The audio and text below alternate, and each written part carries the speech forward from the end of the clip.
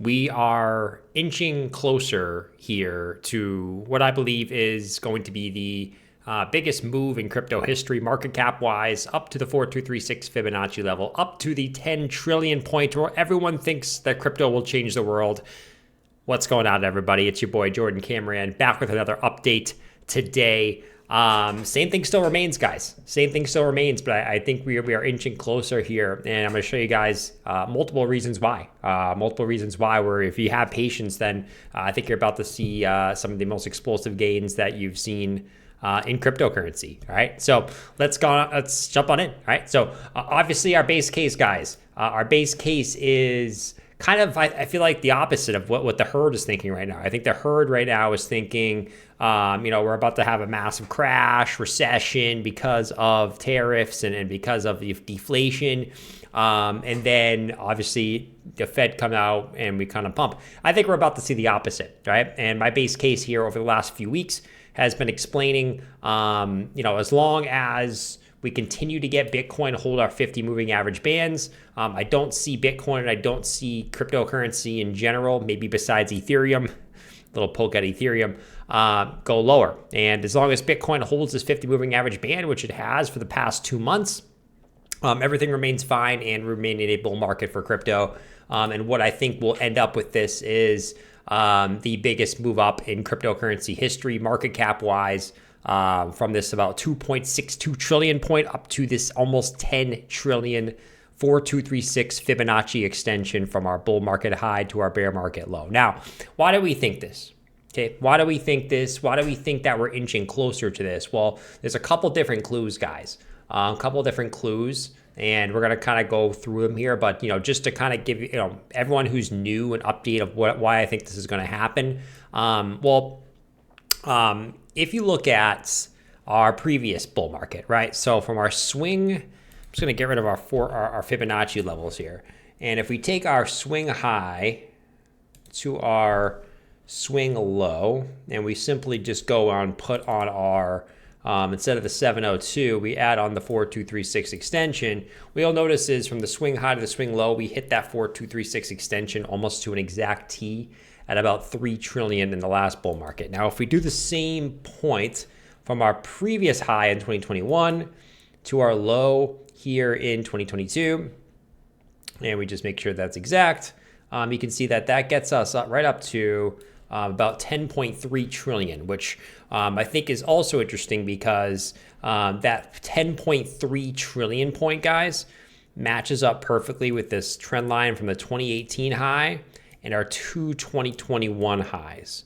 That gets us almost right to that 10 trillion point, which I think is kind of funny, which I think is ultimately going to lead to, kind of the end of the 4-year cycle in 2025, and ultimately the biggest crash in crypto history after that. I'm not a perma bull, guys. I do think what comes after this 10 trillion move to the upside, to the top of this rising wedge, which is a bearish pattern, as you guys know, becomes the biggest move down in crypto history, where everyone gets sucked in at the highs. Your grandpa thinks that cryptocurrency is going to change the world, only to, after this move happens, come all the way back down and fill some of these gaps and form the dot-com bubble 2.0, where altcoins get absolutely slaughtered. So why do we think this, right? Now that we have our sort of base case out of the way, why do we think that this can be the case for the total cryptocurrency market? Well, the first thing I want to point out to you guys, and this is, I'm going to kind of go from least important to important. This is our stablecoin dominance chart. And as we've discussed, I think this is forming a giant Wyckoff accumulation structure, which this move down on the third hit to the low, which would be the spring phase, ultimately be the spring phase of the Wyckoff accumulation, is going to lead what leads to this big total market cap pump. It's inversely correlated. So if we see stablecoin dominance come down again, back down into this giant range that we've been forming since 2023, we've had 2 lows, we've had 2 highs. Now we're up in the highs again. I think we're just going to continue this range and ultimately come back down and make a third low, forming a giant Wyckoff accumulation structure before the biggest pump on stablecoin dominance, which would ultimately, once again, lead to the dot-com bubble 2.0 here for a total market cap. All right, now, why do we think we're getting closer? Well, if we zoom in, what I've discussed many, many times, and I've said, when do I think this move is actually going to start, is when we start to see this stablecoin dominance trend line, which has been holding up since January. You guys can see just every time we hit this, the stablecoin dominance bounces, and that means crypto goes lower. But you can see right now, we've done something interesting, right? We've come up to this 8 to 9% resistance, which has been resistance once, twice, 3 times, 4 times in the past. And you can see that we're sitting, once again, right on top of that trend line for about 5 days in a row. Okay, for about 5 days in a row. So my thing is, once I see this breakdown, guys, that's going to be the signal where I'm going to start going live again. I'm going to start talking about cryptocurrency more in depth, and not just talk about more so of my base case, which is total cryptocurrency market cap going to that 10 trillion point. As soon as I see this breakdown, that's what I think is going to be the signal that, hey, it's freaking go time. It's time for things to start flying up. All right. And it's not just this, right? This is not, the only thing that I'm looking at to say, hey, stablecoin dominance breaks down. That means cryptocurrency goes up. That means Bitcoin goes up. That means altcoins go up. That means we have a fun time. Just like over here, when it broke down to the downside over here in 2024, this breakdown right now from November to about January of 2025. That's when you had XRP, Cardano, CRV, Chainlink, all these coins pull 3, 4, 5, 6 X's to the upside. And I think we're about to get a bigger version of that on this next move back down to these range lows. All right. So stablecoin dominance, sitting right on the edge. My fingernails are, my fingernails aren't really biting, but my fingernails are kind of sitting there, and I'm waiting for this breakdown in stablecoin dominance to be a little bit more confident that it's time. If we do bounce again, well, we probably have to wait a little bit longer for this move to start. If this wants to bounce from this stablecoin dominance trend line. But anyways, the second reason, right, and this is the most simple thing, guys, to keep in mind is, as long as Bitcoin holds above the 50 moving average band, guys. In bull markets, you got to remain a bull. You can't be flip-flopping. If you turn into a bear every time that Bitcoin came into these 50 moving average bands, which it's done 3 times in this bull, you have been so wrong. You have been so wrong in your analysis on Bitcoin. You've been wanting to be the bigger bull every single time Bitcoin comes into these 50 moving average bands. And every single time Bitcoin comes to these 50 moving average bands, there's some bearish narrative, there's a failure, something crazy is going on in the world. But every time that ends up marking the low for Bitcoin, ultimately in its, pullbacks and consolidations, you can go sideways for a long time in these 50 moving average bands periods.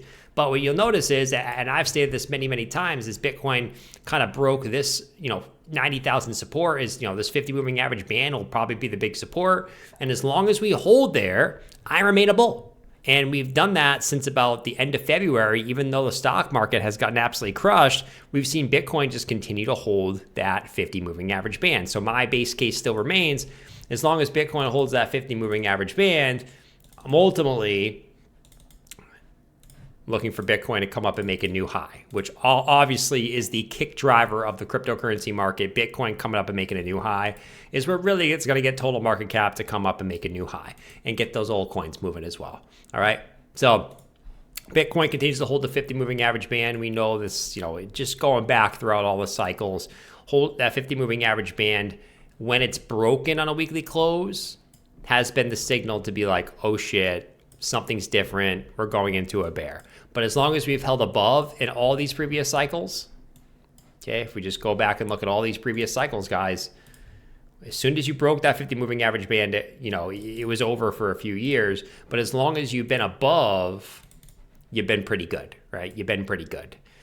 So same thing still remains. Bitcoin above the 50 moving average bands. I'm expecting Bitcoin to make a higher high and ultimately drag up the altcoin market with it. Fundamental altcoins, utility altcoins, which I think will be formed the best. Now that we got our stablecoin dominance chart out of the way, watching for that to break down and form the Wyckoff accumulation structure.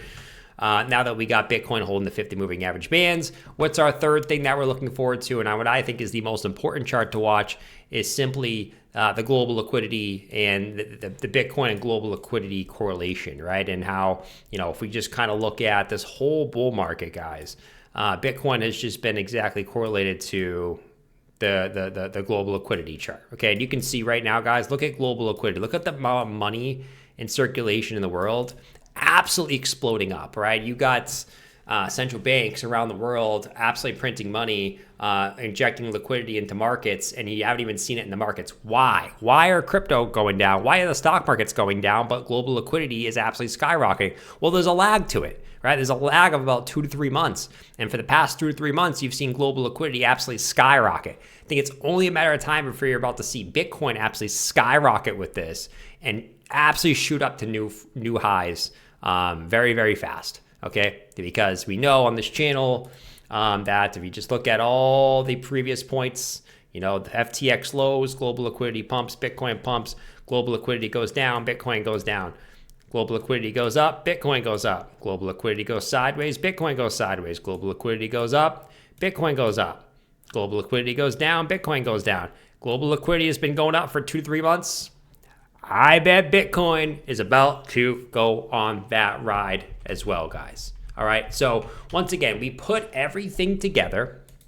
Okay.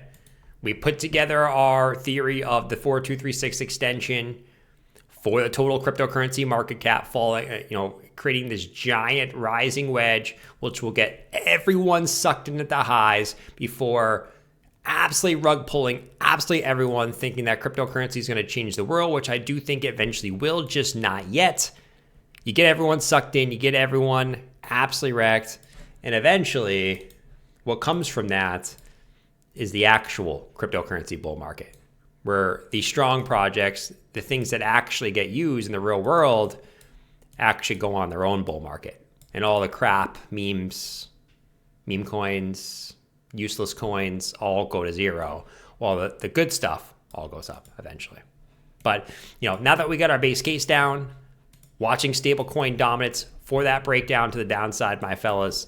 All right, this is going to be the signal for me. Once you get this firmly broken to the downside, that's going to be the signal that the move is ready to get started. We got Bitcoin holding the 50 moving average bands, so we remain a bull. Nothing has changed. Stop flip-flopping every day. And we got global liquidity absolutely shooting up to new highs, absolutely cruising. I think it's only a matter of time before you get Bitcoin and cryptocurrency following the global liquidity chart. Okay, so we got everything in here, guys. Everything is according to plan. Sentiment is beaten up. People are bored. I don't think you got any new people are coming into crypto. This is perfectly set up. As people give up, not only on Bitcoin, but especially the altcoin market. I really do think this is the perfect recipe to really get that massive explosion to 10 trillion, which I do think will be Bitcoin making new highs, but also this would be your quote unquote altcoin season that people have been waiting for. Now that everyone's given up on it, now that no new people are coming into crypto, everyone's bored, right? But the difference this time is you got a massive amount of ejected money coming into markets right now. That's the difference that we have versus what we really haven't had since 2022.